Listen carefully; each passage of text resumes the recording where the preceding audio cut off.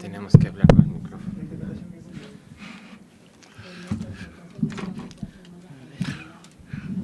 Bueno, muy buenas tardes. Aprovechando que fue el debate sobre temas económicos supuestamente el día de ayer, entonces acá en el Departamento de Economía fuimos muy optimistas, esperábamos muchas ideas para discutir acerca de la propuesta de los candidatos, pero bueno, tenemos esta actividad que es una discusión sobre el post-debate que hubo el día de ayer. La idea es básicamente, no es tanto que nosotros saquemos nuestras propias iniciativas de qué habría que hacer, sino más bien conversar alrededor de qué fue lo que se dijo, ¿no? El día de hoy nos acompañan, bueno, muchos de ustedes los conocen, 3 profesores, César Velázquez, Gabriela Luna y Alejandro Rodríguez, y lo que vamos a hacer es una mecánica tipo conversatorio. Entonces, en primer lugar, lo que vamos a hacer es, cada quien va a tener 3 minutos para de alguna manera dar una opinión general acerca de lo que se dijo, y luego comenzaríamos a hablar sobre algunos temas en particular, esperando que de alguna manera eso vaya generando una conversación entre todos nosotros. Eventualmente lo que haríamos es daríamos espacio también a que obviamente todos ustedes puedan preguntar, ¿no? Y puedan dar sus opiniones y podamos entonces no solamente conversar entre nosotros 4, sino entre todos nosotros, ¿no? Entonces, si te parece, Gaby, quisieras empezar con 3 minutos. Con esto aviso que se acabó el tiempo. ¿Que nos vas a mojar? Está muy bien. Bueno, a ver, ahora sí se escucha, ¿verdad? En términos generales, pues sí, un poco una decepción en términos de que esperábamos un debate con mucho más sustancia de propuestas económicas. Hay demasiados problemas en la agenda social y económica de México como para haberlos pasado un poco por alto. Se entiende también que la finalidad de estos debates a lo mejor no es presentar una plataforma completa, pero quizá hubiera sido bueno tener un poquito más de ideas, ¿no?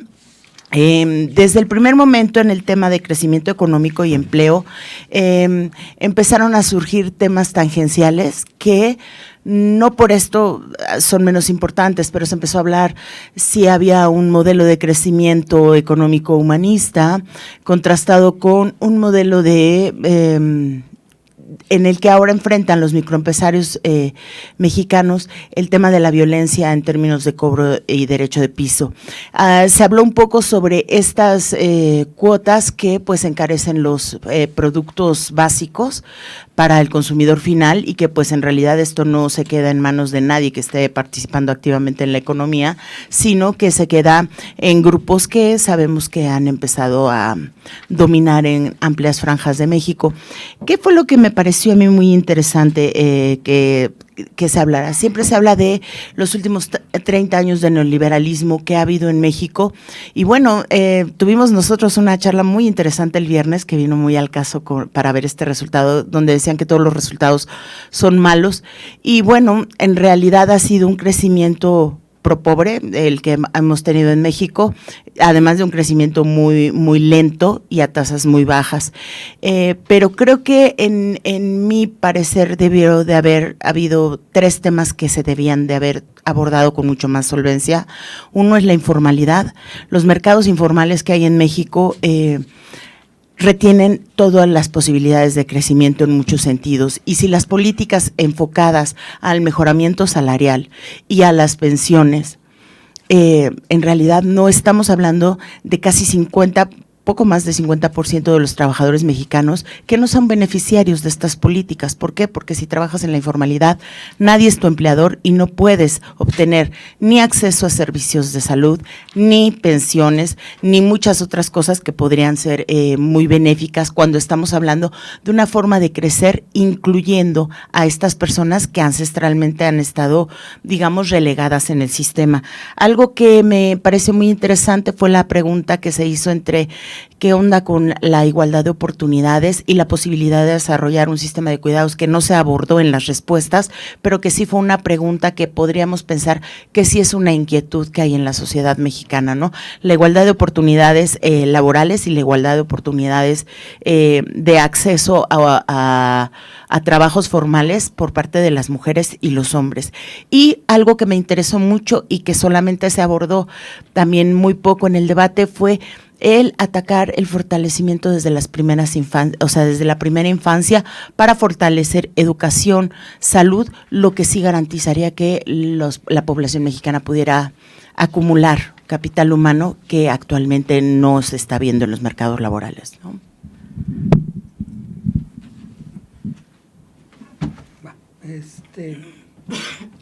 Bueno, buenas tardes a todos. Yo coincido también con Gabriela de que pues también me quedé un poco insatisfecho con el debate. Quería escuchar cosas un poquito más sólidas, pero bueno, es parte del problema. Yo lo que destaco aquí un poquito es, pensando en cada candidata y candidato, me parece que lo que propone Claudia Sheinbaum muy entre líneas, entre los insultos, etcétera, pues es algo relativamente, es congruente con su ideología, es congruente con la ideología de su partido. Desde mi punto de vista plantea una participación del Estado en la economía pues muy, muy fuerte, principalmente a través de la infraestructura, de inversión en infraestructura y a través de la política social, que es algo que, bueno, puede uno estar o no estar de acuerdo con ella en eso, pero me parece que es congruente con la idea de Morena y del presidente López Obrador. Y algo que es aquí muy importante, creo yo, pues es que la parte principal de una participación del Estado tan grande en la economía, habla de construir 22 polos de desarrollo, habla de 1 millón de viviendas, puertos, etcétera, etcétera, pues es que el gran problema aquí es que no dice cómo va a financiar todo esto, ¿no? A mí me parece que para lograr este tipo de participación estatal se necesitan muchísimos recursos. Creo que Claudia Sheinbaum, a lo mejor estoy equivocado, pero en ningún momento mencionó cuál es la participación del sector privado en todo esto, en todo el modelo de desarrollo que propone, y entonces en ese sentido pues nos deja de ver cuál es la fuente de financiamiento de este proyecto público tan grande que en lo personal a mí me preocupa. En segundo lugar, para mí, por ejemplo, la actuación de Xóchitl Gálvez me pareció muy decepcionante, terriblemente decepcionante. Mucha gente dice, oye, pero es que estuvo mucho mejor que la vez pasada. Yo por alguna contingencia que tuve no pude ver el debate, el primer debate, entonces me parece a mí que de todas maneras, bueno, pues me parece muy decepcionante porque me parece que cuando a ella le dicen, ¿tú qué vas a proponer? Casi voltea y digo, pues lo mismo que ella, ¿no? Sí, en términos de la política social, es prácticamente lo mismo, ¿no? No habla, por ejemplo, de la posibilidad de tener una diferenciación en cuanto a focalización de programas sociales, en la parte de infraestructura, habla del sector privado, pero casi nada más en la parte del sector energético. Y bueno, Jorge Álvarez Maínez, algo que hay que destacar es que habla de políticas enfocadas a los jóvenes, niños y niñas, que las otras candidatas no dijeron. Gracias. Hola, ¿está prendido?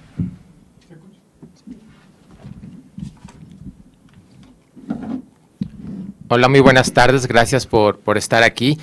Bueno, como ya lo dijo Alejandro, ya lo dijo también Gaby, creo que en el debate no hubo propuestas, pero aquí yo, en lugar de ser muy crítico, sí quiero comentar que a mi parecer no podemos esperar que en un debate donde cada candidato o candidata tiene un minuto para hablar, se expliquen a profundidad políticas públicas, ¿no? Tenemos que ver estos debates como parte de una contienda política y así lo tenemos que ver, creo yo. Ya lo dije, de cualquier forma sí estoy de acuerdo que me hubiera gustado ver más propuestas, pero sí quiero hacer hincapié en que tampoco podemos pedirle peras al olmo, ¿no? Y creo que en este sentido el debate sí me gustó. No estoy de acuerdo con Alejandro, creo que Xóchitl tuvo que jugar lo que jugó. Y sí se diferenció un poco en la participación de la iniciativa privada en cuestión de infraestructura y de energía. Creo que ahí sí quedó bien manifestado que no piensa lo mismo que Claudia Sheinbaum. Claramente también Xochitl Gálvez está a favor de los programas sociales. Comentábamos aquí que algo que no me gustó de Xochitl Gálvez, que pudo haber dicho que va a poner los programas sociales sin aumentar más, ¿no? Sin proponer más. ¿Y por qué critico esto de Xochitl Gálvez? Porque al igual que Claudia Sheinbaum, no queda claro de dónde van a salir los recursos para financiar tanto programa público, tanta promesa como bajar los impuestos, como aumentar las pensiones, darlas a partir de los 60 años. Entonces creo que eso es bien importante, ¿no? Otra cosa que me gustaría que discutiéramos, conversáramos hoy en esta charla es de lo que no se habló, ¿no? Creo que hay temas bien importantes que no se hablaron y sí creo que es nuestro deber por lo menos mencionar estos temas, ¿no? Déjenme comentarles algunos ejemplos. Primero, ¿de dónde van a salir los recursos? No se habló nunca de una reforma fiscal. Segundo, tampoco se habló, y esto lo digo por manías propias, de federalismo fiscal. Acuérdense que México es un país federal, donde tenemos un gobierno federal, tenemos estados y tenemos municipios.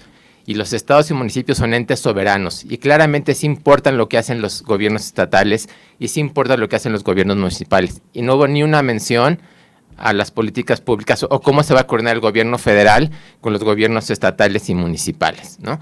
Tampoco se habló, por ejemplo, de competencia económica y regulación. Esto es bien importante, ¿no? Por ejemplo, uno de los grandes costos del crimen, ¿no? Ahora que piden extorsión, es justo eso. Cuando el crimen se mete, ¿no?, a extorsionar, básicamente está rompiendo con la competencia. ¿Y qué pasa? Ustedes bien lo saben, pues suben los precios. Todavía me quedan 15 segundos, ¿no? Otra cosa que sí quiero decir es que claramente también Maínez fue el candidato que propuso más propuestas y también se observó que era el que más tenía conocimiento de políticas públicas, ¿no? Su lenguaje fue mucho más educado y con mucho más conocimiento que el de las dos candidatas. Muchas gracias. Gracias. Ahora lo que haríamos es, de alguna manera el debate tenía como títulos crecimiento económico, desarrollo, desigualdad, infraestructura, medio ambiente. Y yo lo que voy a tratar de hacer es encauzarlos a que hablemos de esas cosas y pasemos de lo general a lo particular. Entonces, quisiera empezar, Alejandro. El PIB per cápita en México, para efectos prácticos, no ha crecido. Está estable, ¿sí? Todo el mundo quiere un mayor crecimiento, algunos porque quieren más recursos, otros porque quieren más empleos, otros porque asocian crecimiento económico con desarrollo económico, ¿sí? La pregunta es, ¿hasta qué punto alguno de los candidatos mencionó factores o trabas que impiden el crecimiento del Producto per cápita del país? Sí, bueno, creo que directamente no lo mencionó nadie. A mí lo que me pareció, digamos, Claudia Sheinbaum, creo que la propuesta que entre líneas deja ver, pues es que el Estado es el que lidere, digamos, el crecimiento económico, básicamente a través de la inversión pública y a través de la política social, ¿no? Yo creo que una de las grandes ausencias aquí de todos los candidatos fue hablar de que, pues, normalmente, o lo que ha pasado en los últimos años, es que el crecimiento de corto plazo, pues lo ha dado básicamente la inversión privada, ¿no? Entonces, la pregunta aquí grande sería, ¿de qué manera vamos a incentivar o van a incentivar los candidatos en el momento o la persona que llegue a la presidencia de la República a una mayor inversión privada para que haya un mayor crecimiento económico? Y eso no se tocó, ¿no? Entonces, ¿qué tipo de, digamos, exenciones fiscales, tratamientos fiscales, incentivos, de localización, etcétera, etcétera, se podrían tocar para generar un crecimiento mayor en el corto plazo? El otro punto en términos del crecimiento económico es lo que sería los factores que determinan el crecimiento económico de largo plazo. Y aquí no se tocó esto, prácticamente ningún candidato lo tocó, al menos una parte de la teoría económica señala básicamente el crecimiento del capital humano, el crecimiento de la productividad factorial como detonantes del crecimiento del ingreso per cápita cápita en el largo plazo, y de esto pues prácticamente no se habló. Pero para esto, digamos, para tener un crecimiento económico de largo plazo, pues necesitaríamos de alguna manera mejorar el nivel educativo de México, que es algo que pues no está muy bien que digamos, y también la parte de productividad, que hasta muchas de las estadísticas al respecto, pues no nos hablan de una productividad o que está estancada o que ha venido cayendo en los últimos años, ¿no? Entonces, nada de esto se tocó, y creo que son puntos importantísimos para poder hablar de un crecimiento tanto en el corto plazo como en el largo plazo. Bueno, coincido plenamente con Alejandro, creo que no hay nada más que añadir ahí. Lo que sí es cierto es que quizá sin el conocimiento necesario, pero creo que hablar de seguridad y crecimiento económico también es bien importante. O sea, la seguridad y el crimen cuestan muchísimo dinero. Según la ENVIPE del 2022, el costo directo, es decir, el costo de lo que nos robaron de gasto preventivo fue de 319,000 millones de pesos. Esto es muchísimo dinero. Piense usted nada más que a los estados se les da 1 millón de pesos. O sea, el costo del crimen fue el 33% de lo que se le da a los estados. Y esto no estamos considerando el costo indirecto. ¿Cuál es el costo indirecto? El costo de oportunidad de la gente que no invierte, de la gente que saca su dinero del país, etcétera. Entonces creo que la seguridad no solo es el miedo a que nos pase algo, sino las consecuencias económicas del crimen son muy importantes. Simplemente para llevar la discusión, yo quiero imaginarme que Morena está pensando en el sudeste asiático.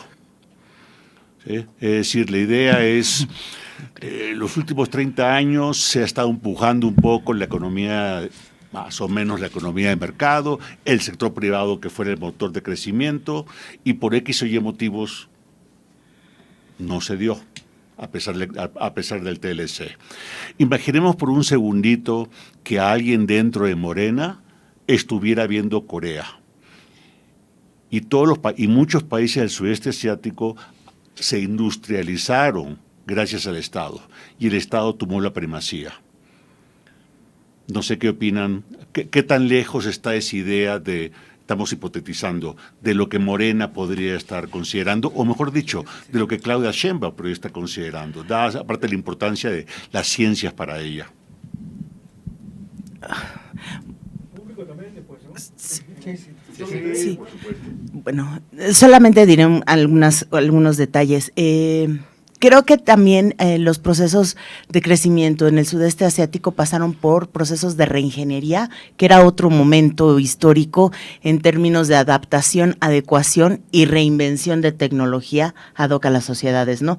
Entonces, si estamos empezando por ver ahí, quizá estamos incorporándonos tarde a esta visión de copiar los modelos de crecimiento por ejemplo, como Corea.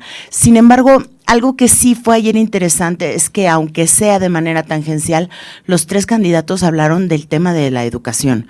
Creo que no nos los estamos tomando muy en serio, y no sé cómo vayan ellos a tomar el hecho de que parece todo indicar que este año no vamos a tener examen PISA, que es el examen que nos ayudaba a entender cómo estábamos en términos de justamente esta acumulación de capital humano en términos de educación, que sí nos ayudaba a entender que a lo mejor estábamos muy mal junto a los otros países de la OCDE, pero no tan mal respecto a otros países menos desarrollados. Y creo que esto sí debemos poner énfasis importante en esta forma de evaluar estandarizadamente tanto la educación como el desarrollo de los sistemas de salud, porque al final del día las poblaciones con mejor salud y educación son las que hacen crecer la productividad, ¿no? Entonces, México a veces puede presentar un mejor PIB global, sin embargo el PIB per cápita siempre ha estado totalmente aplanado después de la crisis de los 80. Entonces, para efectos prácticos, como dices tú, Pablo, creo que tendríamos que estar hablando, sí, de inversión en capital humano, pero también de una infraestructura que ayude a que los demás estados en el país puedan incluirse dentro de este tren de crecimiento. Algunos datos que ayer sí se mencionaron para ser justos con todo lo que dijimos que no se dijo, pero sí se dijo que solamente 3% de la inversión se lleva a infraestructura, todo lo demás puede estar permeado de gasto público, servicio de deuda, etcétera, pero solo 3% para infraestructura. Y algo que me llamó mucho la atención, 40% de los hogares no tienen acceso a agua potable de grifo, o sea, que tienen que hacerla de otra manera para llegarse de estos recursos. Y algo importante, casi 35,000 escuelas sin agua potabilizada, ¿no? Entonces, esto también nos pone un poquito el tema de decir, si queremos crecer y queremos que sea a partir de insumos de capital humano, también tenemos que pensar que México no es Guadalajara, Monterrey y Ciudad de México, que en México caben muchos Méxicos y que también tenemos que mirar ahí el tema de la inversión. Y finalmente, me gustó mucho que se hablara un poco del tema de cómo volver estas escuelas o estos centros de salud que están alejados de las ciudades un poco sustentables y cómo hacer un recambio ahí para generación de infraestructura en términos de electricidad y celdas solares, ¿no? Entonces, tú nos dices, ¿crees que pudiéramos tener un modelo como el del sudeste asiático? Creo que lo primero que tenemos que movilizar es justamente esto, el capital humano. Segundo, que entendamos que no es solamente credencializar a la gente con un servicio de salud que no sabe si va a tener acceso efectivo o que estén matriculados, porque eso está por ley en la Constitución, sino qué tipo de servicios le estamos dando a las personas para que puedan acumular este capital humano y también esto en el largo plazo dé más bienestar a la población y desde luego aumente el valor de su trabajo, porque si hablamos de nearshoring y solamente vamos a hablar de ensambladoras y maquiladoras, no sé si es el tipo de inversión que queremos tener en México, pero bueno, cualquier tipo sería bueno, ¿verdad?, tenerlo. Las candidatas sí hablaron del nearshoring, pero a lo sumo que van a decir condiciones de trabajo, ¿se oye bien? No, porque está la transmisión. ¿Y dónde está la cámara? Lo máximo que dijeron es condiciones de trabajo dignas. No están pensando en lo que hablábamos la otra vez con Jeff, en la presentación de su libro, de una política industrial. Entonces, lo último que mencionó Gaby, no puede ser que no tengamos una política industrial de generar valor agregado local, aún en un espacio de inversión extranjera directa. Siguiendo sobre el tema, César, uno de los ingredientes fundamentales para crecer es inversión. Y si algo ha estado presumiendo el gobierno actual es que se invierte mucho, ¿no? Y para crecer más se requiere más capital. Entonces, pensemos por un segundito, sigamos con la idea de que están pensando. Por un segundito, denme chance de pensar, de suponer que tienen en la cabeza esa parte del sudeste asiático. El presupuesto público tiene la capacidad de seguir gastando en inversión pública como lo viene haciendo actualmente? Bueno, la respuesta corta es no, ¿no? Claramente las candidatas y el candidato ofrecieron una gran cantidad de cosas que requieren muchísimo dinero, ¿no? Bajar la pensión a los 60 años, ¿no? Aumentar las becas universales, condonar los impuestos a todos que ganen menos de 15,000 pesos, etcétera. No hay recursos en este país que alcancen para eso, ¿no? Como ustedes bien saben, el déficit fiscal en ese año fue de 5 puntos porcentuales del PIB. La deuda ya es el 50% del PIB, ¿no? Entonces ya no tenemos espacio para gastar en inversión. Simplemente por pura estructura demográfica, ahorita las pensiones son el 5,1% del PIB, son como el 23% de los ingresos del gobierno y representan el 5,1% del PIB. Por pura estructura demográfica, para el 2030 van a ser 7 y cachito del PIB, ¿no? Simplemente nada más por cómo cambia la estructura demográfica del país, ¿no? Entonces, básicamente no tenemos recursos para la inversión pública. Pero sí, Claudia Sheinbaum debe tener esos datos. Claudia Sheinbaum debe saber eso. Y sin embargo no están proponiendo una reforma fiscal. Entonces ya no tienen fideicomisos. ¿Cómo Alejandro van a seguir manteniendo ese gasto dado lo que dice César? Bueno, sí, me voy un poquito antes y ahorita trato de contestar esto. Yo creo que no, el modelo que están proponiendo entre líneas, porque no es así muy claro, no es un modelo tipo sudeste asiático, sino más bien a mí me parece un regreso a las políticas de Luis Echeverría, ¿no? Eso me parece algo más cercano de este modelo, en donde el Estado toma un papel tremendamente preponderante, y ya nos acordamos de aquellas épocas donde cuando se empezaron a vender todas las empresas públicas en el sexenio de Miguel de la Madrid, el Estado era dueño incluso hasta de cabarets, ¿no? En aquella época, ¿no? Ojalá y no pase lo mismo, ¿no? Pero me parece a mí que de alguna manera no es algo del sudeste asiático, sino es yo liderando toda la economía, y evidentemente voy a tener que hacer uso del sector privado, porque se habla de construir no sé cuántos miles de kilómetros de trenes sin haber hecho hasta el momento, creo yo, algún estudio de factibilidad, de demanda de esos trenes, etcétera, etcétera. Pero ¿quién los va a construir? Pues sí, el sector privado, porque el sector público tampoco tiene la infraestructura para construirlos directamente, a no ser que quieran que los hagan también los militares. Pero bueno, independientemente de eso, va a tener que entrar el sector privado, pero entonces el sector privado va a estar conectado al sector público a través de lo que el sector público decida, y no el propio sector privado, ¿no? Entonces, eso me parece un regreso al echeverrismo, ¿no? Me parece un regreso al echeverrismo. Por otro lado, en la parte de los ingresos, del financiamiento de todo esto, pues coincido con César en que no hay, digamos, forma de hacerlo de manera sana, ¿no? Ahorita, por ejemplo, la deuda pública, y ahorita es algo que es importante porque, pues ciertamente sí, el gobierno actual sí ha dicho mentiras al respecto. La deuda pública con respecto al Producto Interno Bruto, estos son datos del Fondo Monetario Internacional, y los tomé así para que sea algo, una fuente relativamente oficial, y no algo que yo haga y que pueda decirse que pues no está bien hecho, ¿no?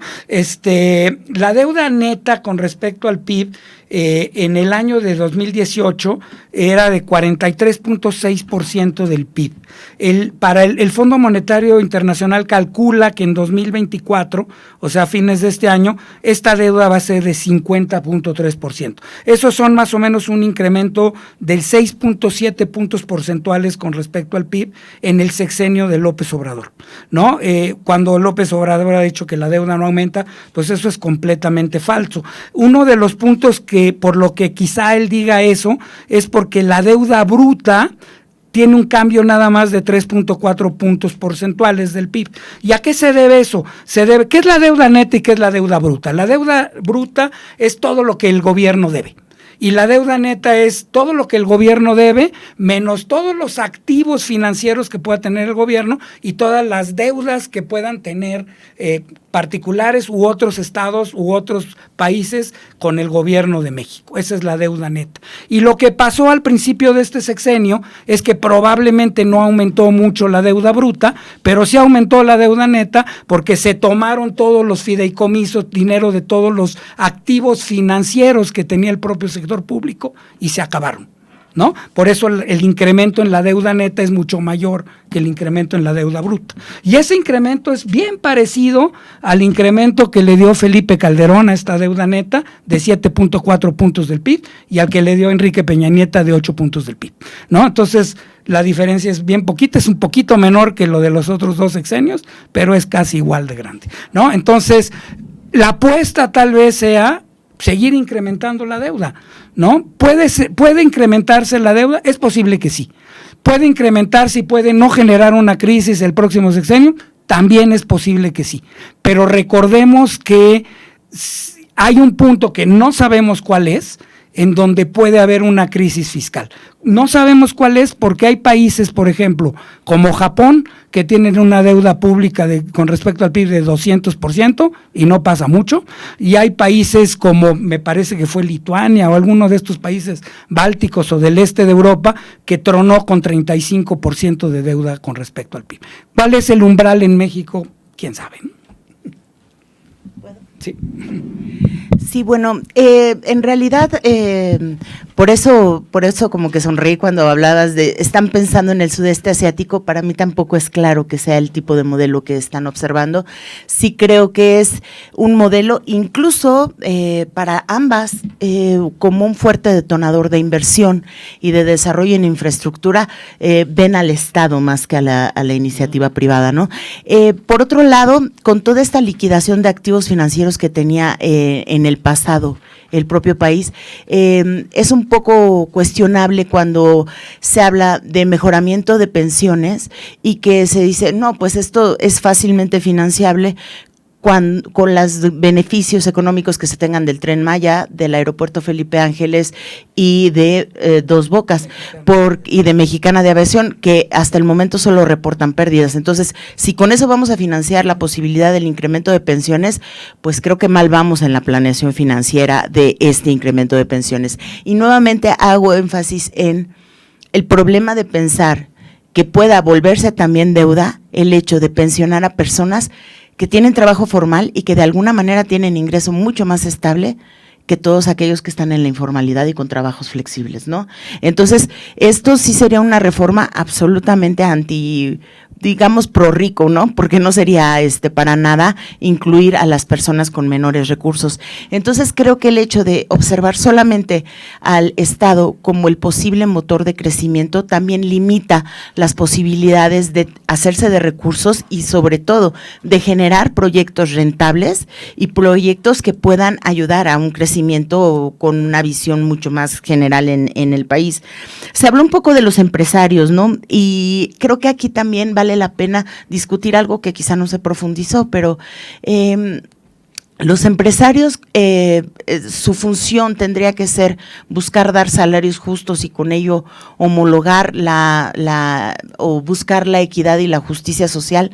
No me queda claro, pero sí es verdad que se necesitan créditos para el emprendimiento en México. Se necesita que haya algo de política industrial y de política pro empresario que ayude a que tengan acceso a créditos en buenos términos para que puedan ser empresas que duren más que 5 años. Ayer otra de las cosas que se dijo y que no era cierto, dijeron que de cada 10 empresas solo 2 sobrevivían más de 2 años, ¿no?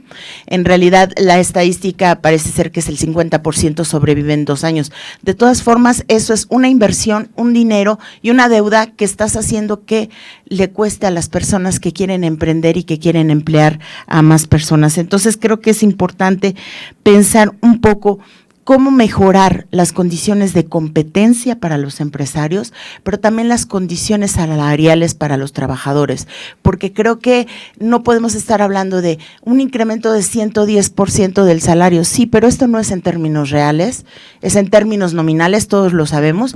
No con esto estoy diciendo que no se hayan mejorado algunas de las condiciones, pero ni de lejos es un 110%. Y nuevamente, hay un montón de personas que trabajan por su cuenta y que no pueden hacer exigible este incremento en sus ingresos personales. Por lo tanto, creo que observar temas de productividad y competencia también pasa por entender cuál es el precio real de los combustibles y con qué vamos a generar energía para que los empresarios y también el mismo gobierno como inversor puedan volver rentables las inversiones que se hacen productivas. El modelo económico, es decir, acá lo que se trata es qué país queremos tener, ¿no? El modelo económico de Xóchitl Gálvez parece un modelo más orientado, como decían ustedes, hacia el Estado, ¿sí? Que el Estado tome un rol. Disculpa, Claudia, gracias. Un Estado que genere, que lidere la economía de alguna manera, que le dé guía a la economía, ¿no? Yo por ahí pensaba el sudeste asiático, ciertamente tiene sus tintes de echeverrismo por otro lado.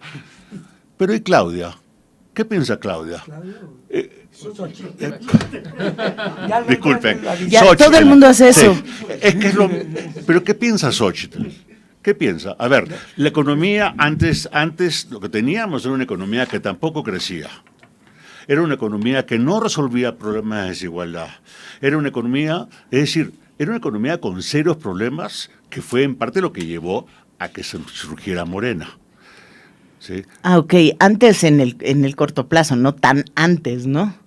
Antes de López sí, Obrador. O sea, antes de López Obrador. Sí, antes de López Obrador. Entonces la pregunta es, de lo que han escuchado a Xóchitl hablar, ¿qué propone? ¿Qué rasgo distintivo tiene con respecto del pasado? No con respecto a Claudia, sino con respecto del pasado. Respecto al pasado, bueno, yo creo que no propone algo muy diferente, ¿no? Al menos no conocemos ahora Si usted metes a ver la plataforma de Xóchitl, dice muchos lugares comunes, ¿no? No creo que proponga algo muy diferente a lo pasado.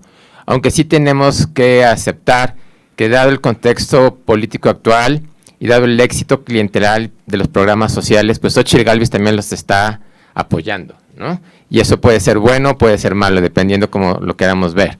Puede ser bueno porque está consciente de la desigualdad y la necesidad de que haya una mayor cohesión social, pero también puede ser malo porque claramente no tenemos recursos para financiar esos programas sociales y porque muchos programas sociales no están resolviendo un problema de política pública, ¿no? O sea, cuando tienes un programa social, lo primero que tienes que pensar es qué problema está atacando. Tienes que hacer un diagnóstico del problema. En el caso de las becas universales en primaria y secundaria al menos, no están atacando ningún problema, ¿no? Ellos dicen que es para que los niños y niñas vayan a la escuela, pero esto no es verdad. Ya tenemos tasas de participación del 99% en primaria y secundaria en México. Es decir, aunque sin becas, todos los niños ya van a la escuela e iban a la escuela. Entonces, todo este dinero que estamos gastando en becas prácticamente no está sirviendo para resolver ningún problema. Ese dinero se tenía que ir ¿a qué? A programas que mejoren la calidad de la educación, ¿no? Por ejemplo. Entonces, en este sentido, Xóchitl Gálvez, con respecto al pasado, pues creo que simplemente está apoyando programas sociales que a lo mejor no se le hubieran ocurrido a ella, pero ahora los está apoyando. Y sí quiero hacer énfasis un poco regresando un poco a los recursos públicos, la importancia de la participación privada otra vez, pensando que va a ser honesta, sin corrupción, etcétera, la participación de la iniciativa privada en temas de energía, ¿no? Ante recursos escasos, yo sí creo que cuando sea posible, la IP debe de participar y debemos enfocar los recursos públicos a aquellas cosas que sean más importantes para el desarrollo del país, como educación o como salud. ¿Puedo?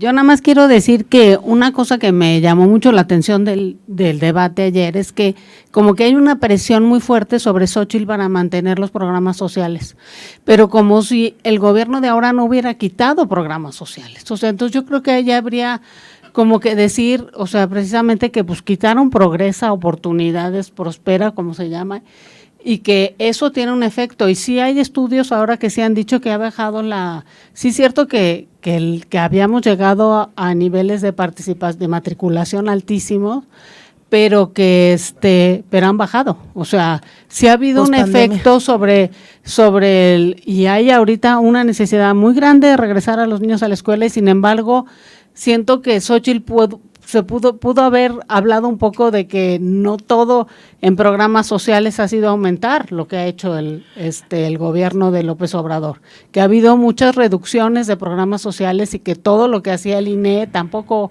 o sea, todas las evaluaciones educativas, todo lo que ayuda a todo eso se ha recortado y sin embargo no se mencionó nada de eso en el debate ayer. Bueno, de hecho, perdone, nada más lo tomo rápido la palabra, de hecho, excelente que lo comentas, Carlita, porque lo quería enfatizar por ahí. Un par de cosas que ella sí mencionó fueron los programas el programa alimentario de devolver los comedores populares y las escuelas de tiempo completo. Habló también de las estancias infantiles y esos sí son programas que se quitaron. Pero, de hecho, antes de venir para acá platicábamos un poco el tema de que ella refrendó la necesidad de mantener los programas sociales y que no los quitaría, porque también pensémoslo, es un debate que lo que quiere es ganar intención de voto.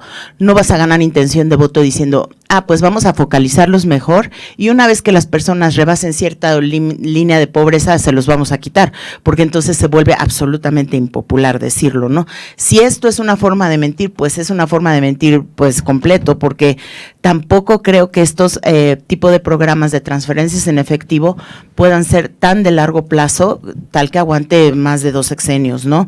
Por otro lado, hablabas un poquito de en qué se diferenció.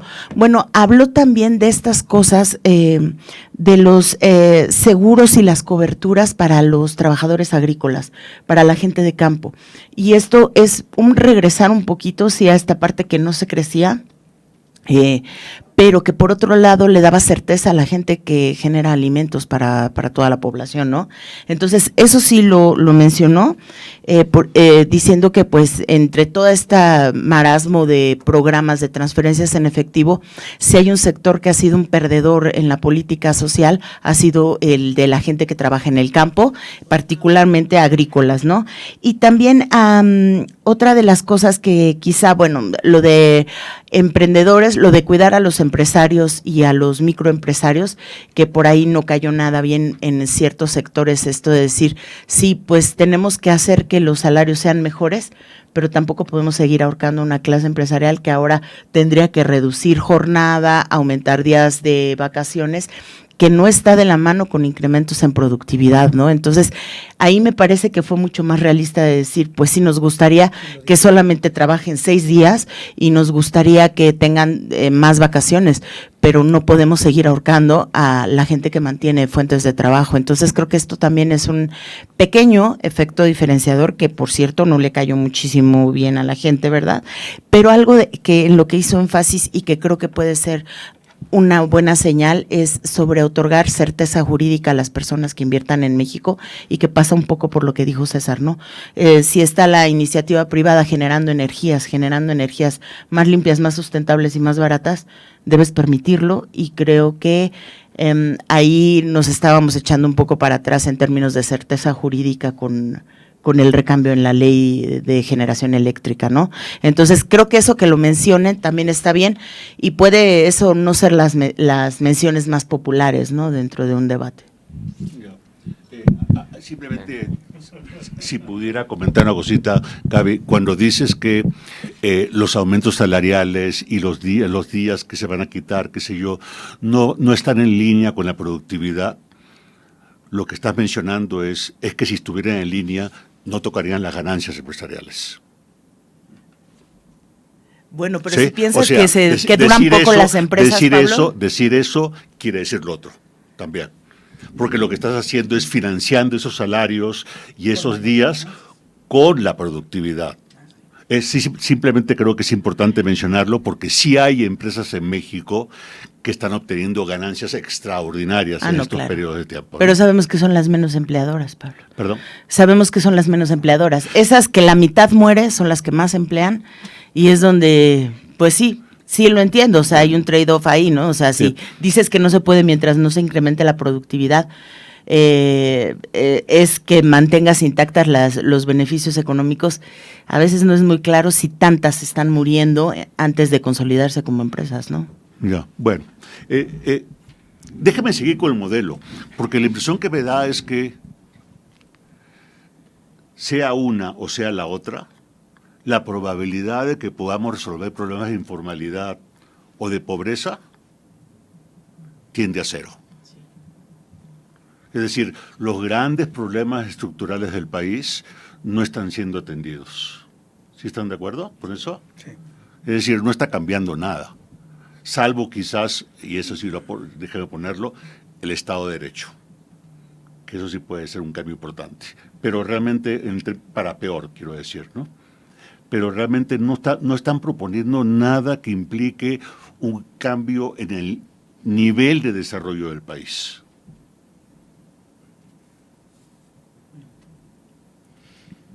Pues sí, porque, bueno, yo creo que estoy de acuerdo. Creo que lo que piensa Claudia Sheinbaum es que este liderazgo de la inversión pública al final va a generar mayor productividad. Y a lo mejor sí está, a lo mejor como buenos deseos, pero ella sí está pensando en que pueda generarse un modelo de desarrollo con mayor crecimiento, dado su modelo económico, ¿no?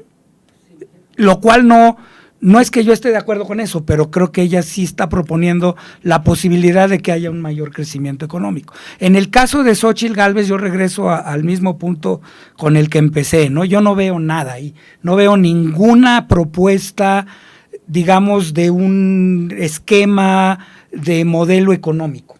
¿no?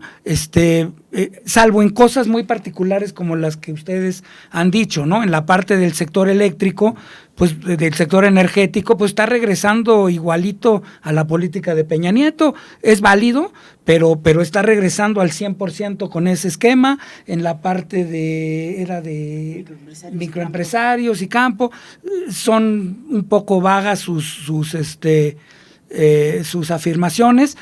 Algo que vale la pena señalar también, creo, ninguna de las dos candidatas ha dicho nada, por ejemplo, sobre la banca de desarrollo, ¿no?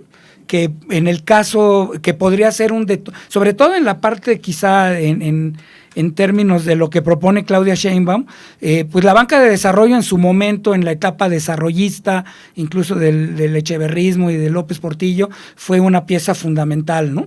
Que algo que ahorita no se está tocando tampoco, ¿no? Entonces, yo veo en Claudia Sheinbaum congruencia, no estoy de acuerdo con ella, pero veo congruencia.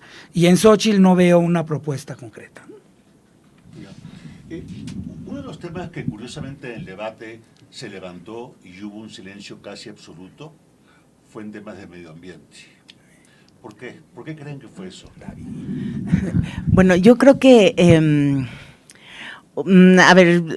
no nos ha ido muy bien con científicos sociales dirigiendo este país, pero ahí las dos candidatas hablaban de su formación en ciencias, ¿no? Una como ingeniera, la otra como doctora investigadora, y sin embargo, creo que parte de los grandes silencios que hay es porque sí creo que en el imaginario colectivo sigue siendo Pemex una empresa emblema para México y es difícil hablar de cómo tocarla fuertemente.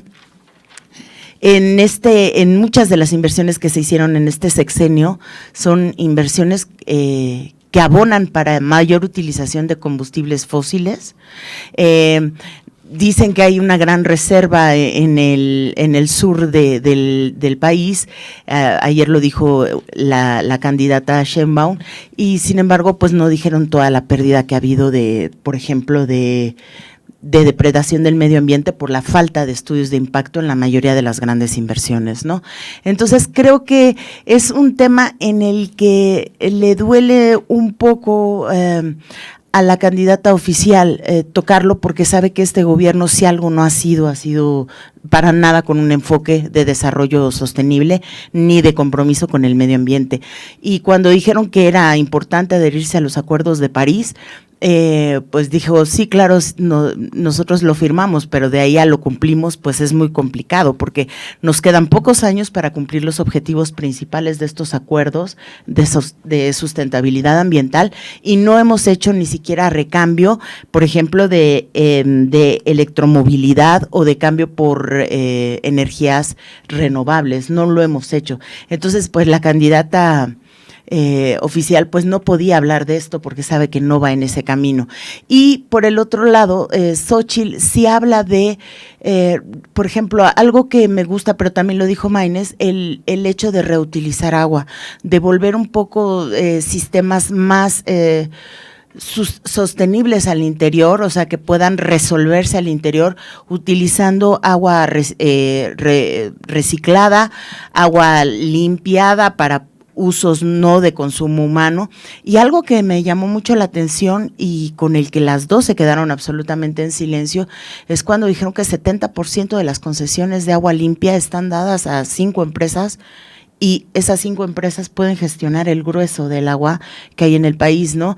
Cuando ahorita que estamos con esta crisis hídrica, nosotros con cierta conciencia estamos cerrando todo en nuestras casas, nos bañamos más rápido, hacemos todo más rápido, cuando sabes que 70% se está yendo a industria que tiene amplísimos márgenes de ganancia, pues sabes que entonces ahí quizá también tendría que haber una tarificación diferenciada, como se hace en la electricidad para el uso de recursos hídricos y con esto poder volver a llenar ciertas cuencas. Algo de lo que no habló ahí sí nadie es de la contaminación de las cuencas acuíferas y de los mantos acuíferos en México, y esto es otro problema, no es solamente no tenemos, la que tenemos la tenemos muy contaminada. Cerca del 65% de los cuerpos hídricos en el país están contaminados y no son utilizables para para el ser humano. Entonces, esto creo que también es algo de lo que tendrían que estar hablando, y entonces me da un poquito como de desazón pensar, son dos mujeres formadas en ciencias y ninguna le puede entrar al tema que es más científico y menos, quizá menos social en este caso, y decir, bueno, sí, vamos a intentar recuperar lagos, lagunas, limpiar ríos, y vamos a intentar que las empresas no solamente tengan un emblema de socialmente responsables, sino que las empresas realmente se comprometan a utilizar agua tratada y que dejen de ser los grandes drenadores del agua, porque si no nos vamos a meter en una crisis social, que ahí sí a lo mejor viene un cambio fuerte de diferenciación, de acercamiento entre las desigualdades, porque el día que nos quedemos sin agua, eso sí va a ser un grave problema para todos, ¿no? Y sí creo que casi nadie lo mencionó, y solamente mencionaron algunas cifras sobre electromovilidad y esto, pero creo que sobre todo tiene que ver con combustibles no fósiles. Ya no podemos seguir haciendo esto como país, y todo el tema del agua, que creo que lo pasaron de lado. Nada más rápidamente para contestar tu pregunta, ¿por qué se quedaron calladas? Dos razones. Una, yo creo que prepararon el tema muy general y ya no tenían nada que decir. Y segundo, porque querían ser las últimas en hablar. No, eso fue estrictamente político. O sea, tenían, creo que 1 minuto y medio cada una de ellas y querían ser la última en hablar. Y por eso se quedaron calladas. A lo mejor porque no saben, pero también era estrategia del debate. Quizás no nos acordamos, pero hay 3 candidatos y hemos estado hablando todo el tiempo de 2, ¿no? Ciertamente son los que son las candidaturas más populares, pero creo que si estamos tratando de conversar acerca de las ideas que se dijeron, sí valdría la pena darle su espacio a Maynes, ¿no? Y por ende, sí me gustaría conocer, sin entrar en ningún tema en particular, se los dejo a ustedes, cuáles son sus reacciones a las propuestas que hizo Maynes. Me parece que, a mí particularmente por lo menos, que dado el nivel de polarización, tanto Chertorivsky como Maynes como que se distinguieron de las otras dos. Ellos dos tuvieron espacio, porque claro, ninguna otra candidata los atacaban, pero tuvieron espacio para decir, tuvieron la libertad para proponer, ¿no? Y en ese sentido que sí quisiera conocer sus opiniones sobre lo que decía el candidato presidencial. Sí, a mí me pareció que hizo, digamos, algunas propuestas interesantes, tanto en la parte sobre todo, bueno, la infraestructura, todos estos ejemplos que dio de Jalisco y Nuevo León, donde está gobernando Movimiento Ciudadano, me parecieron interesantes. Creo que el problema ahí en términos es como que Guadalajara y Monterrey en particular y la Ciudad de México, pues son 3 ciudades muy particulares en México. Entonces, y lo mismo digo con Claudia Sheinbaum, porque como que decían, vamos a generalizar todo esto que hemos hecho en estas ciudades a todo el país. Eso probablemente no sea posible, porque en términos de desarrollo económico, incluso de niveles educativos, etcétera, Guadalajara, Monterrey y la Ciudad de México son muy distintas a la media del país, ¿no? Entonces, poder generalizar estos ejemplos a todo el país es algo difícil, y esto va contra, digamos, las propuestas de Maynes y también contra las de Claudia Sheinbaum, ¿no? Pero por otro lado, Maynes también me pareció la parte de ese acercamiento que ha tenido no solo Maynes, sino Movimiento Ciudadano hacia los jóvenes, me parece interesante, y me parece que en ese sentido es un partido que pues tiene algún futuro si logra realmente conectarse con este sector de la población, que dentro de poco tiempo pues ya no van a ser tan jóvenes, pero que si siguen siendo, siguen apoyando a Movimiento Ciudadano, pues hay que ver a Movimiento Ciudadano como un partido que puede estar en el futuro, ser algo importante, incluso llegar en algún momento a la presidencia. Si quieres hablar tú y yo, al final. Bueno, creo que claramente se vio que Maynes fue el participante que mejor habló en términos de política pública, ¿no? Se nota que tenía un lenguaje, que tiene un lenguaje que denota conocimiento, que denota que ha estudiado los temas. Por cierto, dijo que su secretario fue Carlos Ursúa, ¿no? Exacto. Y también, como dices, Pablo, creo que tuvo la facilidad de hacerlo porque no fue atacado, ni tampoco ganaba mucho atacando a las otras dos candidatas, ¿no? Eso creo que le permitió expresarse muy bien y proponer ciertas ideas, ¿no? Creo que estuvo muy bien. El problema de Movimiento Ciudadano, coincido con Alejandro en que sus propuestas son muy novedosas, pueden ser muy novedosas, ¿no? O por lo menos diferentes a las del PAN o Morena. El problema de Movimiento Ciudadano son los personajes que a veces tienen, ¿no? Pero bueno, pero esta no es una mesa política, ¿no? Tienes a Chertorivsky o a Maynes, pero también tienes a Palazuelos, entonces, bueno, ching. Sí, bueno, un poco mi impresión de Maynes, o sea, todos los positivos que ahora tiene, creo que están asociados al estribillo de una canción.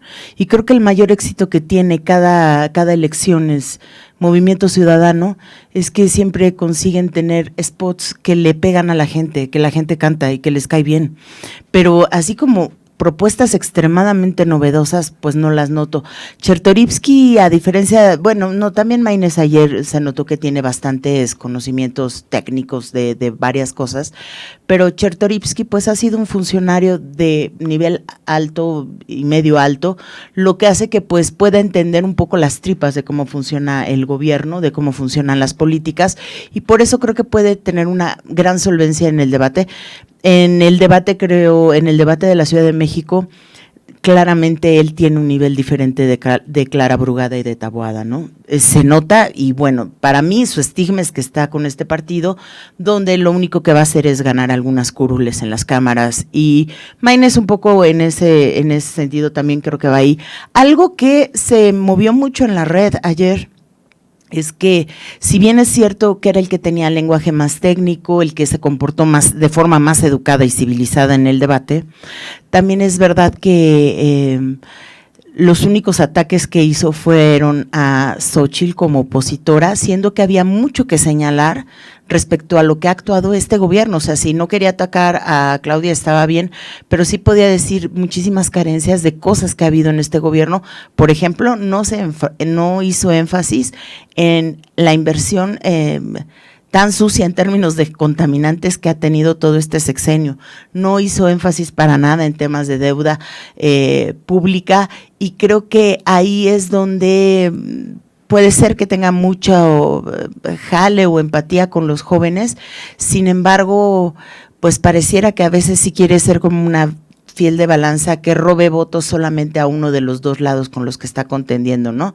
Y francamente, pues ayer en las redes era mucho el discurso que había, ¿no? Hizo su trabajo bien, pero cada que golpeó solamente golpeó a Xóchitl y no para nada señaló los defectos del gobierno actual. Bueno, son las 2:10 de la tarde.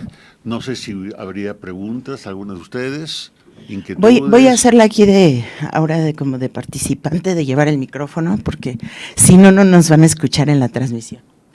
Yo quería comentar una cosa, que en el programa de Claudia Sheinbaum, cuando se habla mucho de cómo incrementar, o sea, lo que decía Alejandro un poquito, que se puede ver entre líneas, que sí busca incrementar el papel del gobierno y todo eso, no hay ninguna crítica al tipo de inversiones que ha hecho este gobierno, ni a que las empresas públicas están perdiendo la cantidad de dinero que están perdiendo, y como que eso sí, Xóchitl no ha hablado mucho de un programa general y global, y estoy de acuerdo en que no lo hay, pero sí ha hablado mucho de poner orden.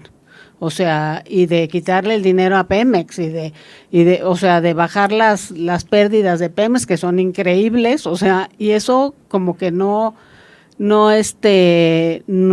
Claudia no tiene ningún tipo de crítica ni ningún tipo de propuesta para mejorar eso. Si quieren, no sé, un comentario o ya las acumulamos. Okay. Bueno, son dos cosas. La primera, en el segundo debate aquí para la gobernatura de México, y en este segundo debate, sí me estuve fijando y sí vi tantito a Maynes como a Chertorivsky tirarle a Morena. O sea, sí me estuve fijando en eso, y según yo sí sobre todo en el segundo debate, en el primero no, pero sí lo vi un poquito ahí, entonces me dio gusto. Y segunda parte, respecto a las políticas contra la informalidad. Tal vez no es muy directa, pero la política que propone Xóchitl de que a las personas que ganen menos de 15,000 pesos no se les cobren impuestos, ¿ustedes pensarían que eso incentivaría a las personas a entrar al sector formal, ya que es menos costo para ellos entrar a la formalidad? Gracias, Ander.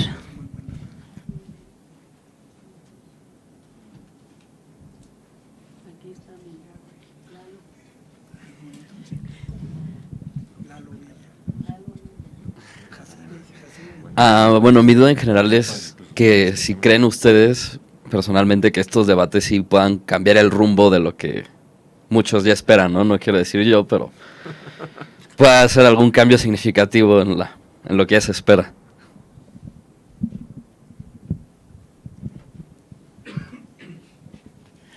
¿Por qué no van contestando?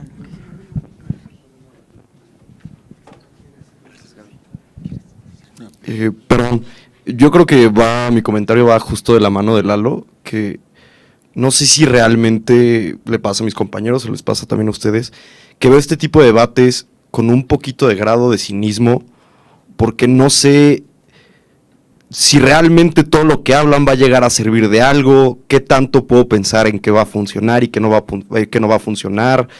Justamente lo de la campaña de Claudia, pensando, soy científica y me gusta el medio ambiente y todo esto, y sabiendo que no va a atacar a ninguna de las cosas que viene, bueno, o más bien, yo pienso que no va a quitar ninguno de los programas que vienen pasado. ¿Con qué grado deberíamos tomar tanto lo que dicen como lo que no dicen? ¿Qué es lo que deberíamos considerar más en este tipo de debates? Porque yo lo veo como un poquito con cinismo. Gracias, Gaby, disculpa. Gracias.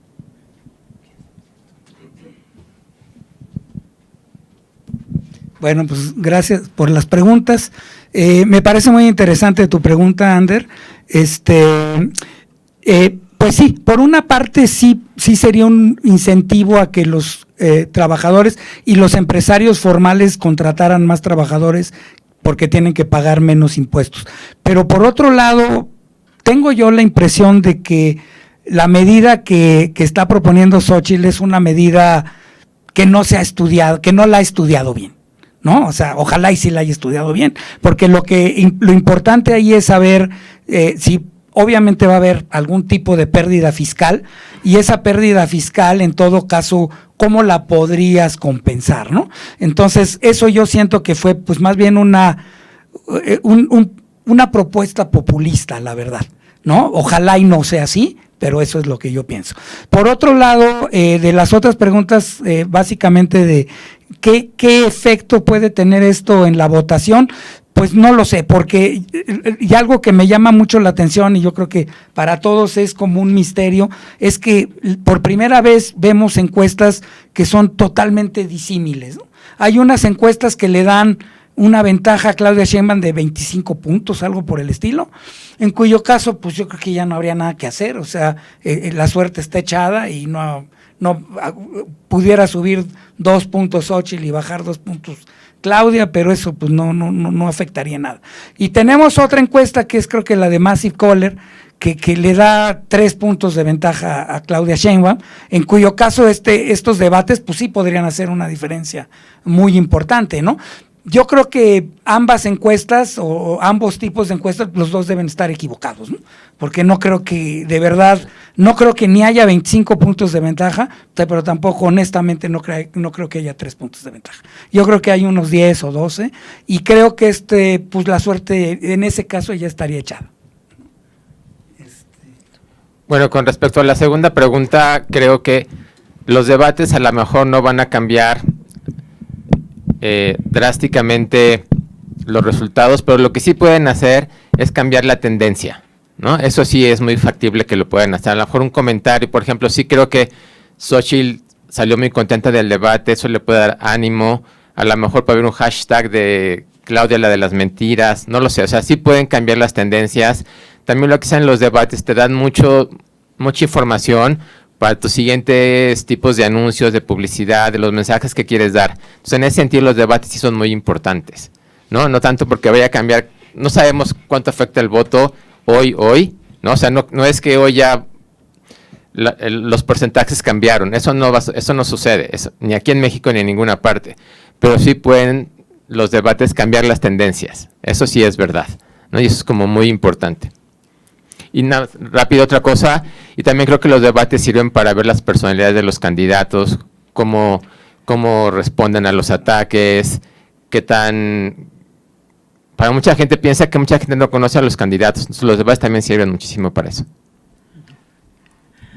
Bueno, respecto a qué cambia y cómo deberíamos de ver los debates, pues creo que es verdad, si es demasiada, el margen no va a cambiar gran cosa el resultado final por un debate, pero hay algo muy interesante que también hemos estado comentando, el margen de no respuesta sobre las encuestas, ¿no? Hay mucha gente que no quiere contestar y hay gente que no quiere contestar por diversas cosas, desde aquellos que son elegibles de programas sociales y que reciben programas sociales y que prefieren no contestar o contestar quizá no tan claramente por la opción que ellos esperan, hasta gente que vive en lugares donde hay violencia dada por crimen organizado y que prefieren no contestar para no revelar sus preferencias ex ante. Entonces creo que siempre ha habido un margen de no respuesta grande, pero creo que ahora se ha ampliado y quizá de todos esos que no sabemos para dónde se pueden ir, pues quizá haya un grupo de gente importante que sí pueda ser afectado por los debates, ¿no? Y algo que quizá también, con esto cerraría, Pablo, me sorprende mucho es que un debate, por primera vez tenemos en un debate, va a ser la probabilidad que sea una mujer la presidenta es prácticamente 100%, y es tristísimo que todo el discurso que hablamos de sororidad, de no atacar a una mujer per se, y esta figura que no me encanta porque luego se tergiversa, pero violencia política en razón de género, y creo que ayer lo que más vimos fue violencia entre ellas, y las violencias no verbales creo que fueron muy importantes ayer, ¿no? El hecho de que alguien ni siquiera te pueda voltear a ver, me parece que es un signo de desprecio profundísimo, y que ambas, en lugar de llamarse por sus nombres, se pusieran sobrenombres ofensivos, me parece también bajar el nivel del debate a un grado horrible, ¿no? Y creo que sí, a muchas mujeres nos gusta ver ahí mujeres que van a romper el techo de cristal, pero también nos encantaría verlas con un poco de eso que decimos que tenemos las mujeres, ¿no? Poderte manejar con cierta política, con cierta educación, con cierta clase que ayer no se dejó ver. Y digo, no sé si esto también, este discurso no verbal, también pueda afectar en algunos resultados para ciertos grupos de votantes, ¿no? Sí. Bueno, déjeme simplemente intervenir con una idea y terminamos. A mí me parece que el valor de los debates no está necesariamente en cambiar la decisión de voto de alguien. El verdadero valor del debate es el intercambio de ideas. Eso es lo que debería importar, ¿no? La verdad, lo que debería pasar es que en un mundo ideal, lo reconozco, es que los candidatos se escuchen e incorporen eventualmente las decisiones del otro, ¿no? Y eso creo que es parte de la democracia, y por eso, en todo caso, lo que sí tenemos que hacer es que tenemos una democracia muy imperfecta y sí deberíamos buscar, entre otras cosas, tener mejores debates, ¿no? No estamos buscando el día de hoy que ustedes cambien sus votos. Estamos buscando simplemente transmitirles lo que nosotros pensamos, nada más, ¿no? Pero bueno, les agradecemos mucho la presencia. Esta es una de muchas actividades que vamos haciendo en el departamento, siempre buscando formas para salir del aula, para discutir cosas de la realidad, ¿no? Entonces, muchísimas gracias y nos vemos pronto. Gracias. Muy buen comentario. Es que sí, es bajísimo lo que hicieron. Perfecto. Y eso también yo digo, o sea, no tratarte como si fueras persona, ¿no? O sea, tú no existes, para mí no existes. O sea, eso pues de hecho, fíjate que fue por el ataque que le hicieron a Xochitl, que ella contestó en mal. Bien. Pero decían... ¿Estuvo bien? ¿Lo sentiste bien? Pero decían mucho, la gente decía, no es impensable que seas tan agachona. O sea, sí le ponían en las redes a Xochitl, ¿Ah, sí? de que se refiere a ti como candidata del PRIAN y tú le llames Claudia. Sí, pero ahí Xochitl, Fue yo rebajarse lo veo el al nivel. revés, Fue yo lo veo rebajarse al el revés, nivel. al contrario. Y yo, ¿sabes qué hubiera, si fuera Xochitl yo, ¿sabes qué hubiera hecho? Le hubiera dado